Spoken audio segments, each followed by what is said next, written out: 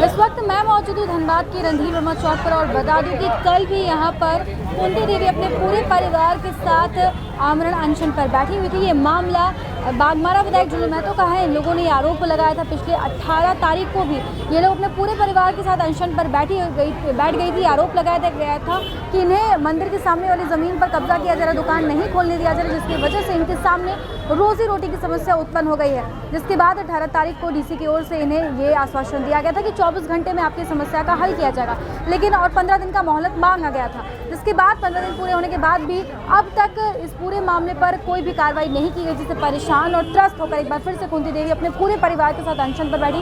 कल उनका पहला दिन था, आज दूसरा दिन था और ऐसे में इस प्रचंड गर्मी में अनशन पर बैठने की वजह से उनकी और बच्चों की तबीयत खराब हो रही, कई लोगों के बीपी डाउन हो रहे, किसी के शरीर में पानी की कमी हो रही, जिसे देखने डॉक्टर्स भी आज आए हुए थे। लेकिन इन लोगों का यही कहना है कि जब तक प्रशासन की ओर से इस मामले पर कार्रवाई नहीं होगी, इन लोगों का अनशन खत्म नहीं होगा। वहीं इस पूरे मामले पर समर्थन करने के लिए आज बाघमारा के पूर्व विधायक जलेश्वर महतो पहुंचे, उनसे बातचीत करेंगे और साथ ही साथ छात्र नेता जयराम महतो भी पहुंचे। हम सीधा उनसे चलते हैं और बातचीत करने का प्रयास करते हैं कि आखिर इस प्रकार से क्यों यहाँ पर देखने को मिल रहा है और बाघमारा में आखिर कब तक इस प्रकार से गुंडा राज चलता रहेगा। अभी क्या स्थिति है? आप लोग लगातार, आज दूसरा दिन है अनशन का, आज तीसरा दिन हो गया।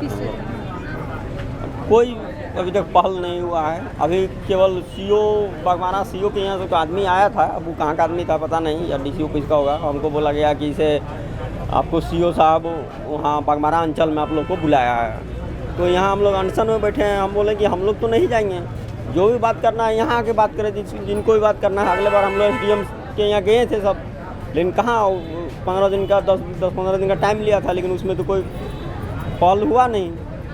तो फिर हम लोग यहाँ से उठ के सीओ यहाँ कैसे जाए? हम लोग बोल दिए कि हम लोग नहीं जाएंगे, जो होगा यहीं है, जिसको बात करना है, जिनको भी बात करना है अधिकारी को, यहाँ आके बात करें।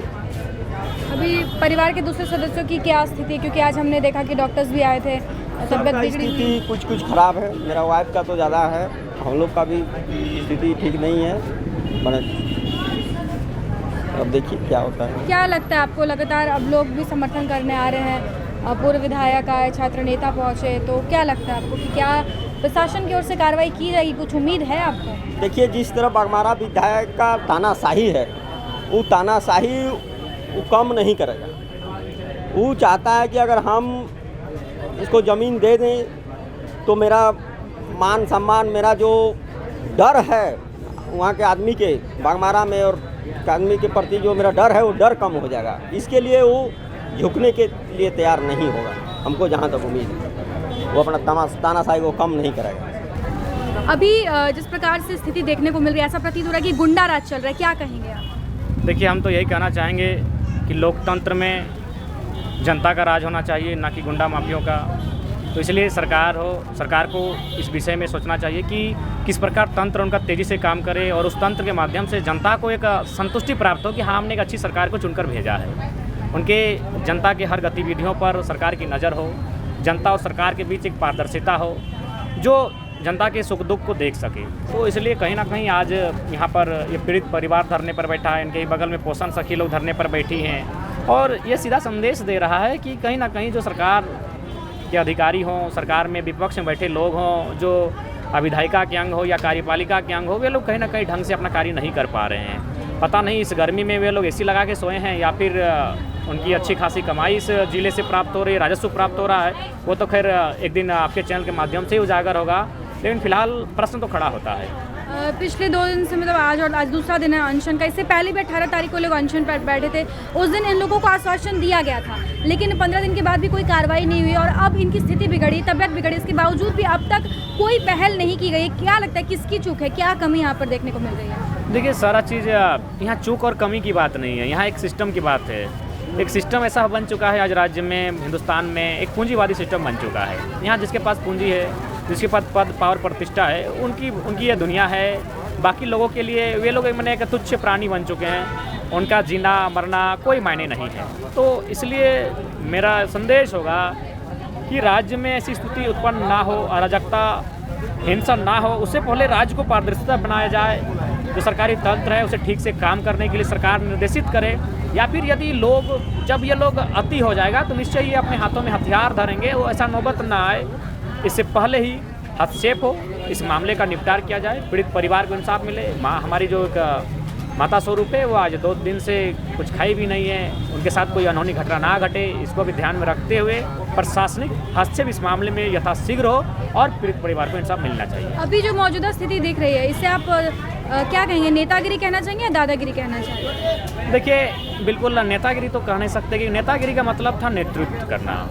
नेतृत्व का मतलब होता है नेतृत्व किसका करना, जनता का करना, भूखी प्यासी गरीब जनता जो मुख्य धारा से वंचित है उनका नेतृत्व करना। तो कह सकते इसमें ना कहीं एक धौंस टाइप का, एक डर टाइप का कि प्रशासन के तंत्र आदेश के बावजूद भी अगर कार्य नहीं कर रहे हैं तो बहुत दुखद और पीड़ा का विषय है। इसलिए प्रशासनिक तंत्र को इस पर कार्य करने की आवश्यकता है और राज्य को एक सुंदर दिशा देने के लिए छोटी छोटी बातों को बड़ा ना होते हुए देना चाहिए और इस पर हस्तक्षेप होना चाहिए, चाहे सामने वाला कोई रहे। लोकतंत्र में सामने वाला कोई वो मतलब नहीं है, लोकतंत्र में सभी समान है, चाहे राष्ट्रपति हो चाहे चपरासी का बेटा हो, सभी जब समान है तो उन्हें समानता का अनुभव तभी होगा जब ऐसे मामलों में जब बड़े बड़े, चाहे सामने कोई रहे, बागमारा के विधायक रहे चाहे अन्य विधायक रहे, जब सामने कोई बड़ा व्यक्ति रहे, धनाढ़ व्यक्ति रहे और जब वहाँ जनता को इंसाफ मिलने लगे तब आभास होगा कि हम लोग लोकतांत्रिक व्यवस्था को सही रूप में अनुपालन कर रहे हैं। धनबाद में अभी मौजूदा स्थिति जो ऐसा बार बार सामने आ रहा है कि विधि व्यवस्था चरमरा गई, आए दिन लोगों को धमकी दी जा रही है, हत्याएं हो रही हैं। इस बारे में आप क्या कहें कि एक तरफ जहां कल पूरी तरीके से जोर शोर से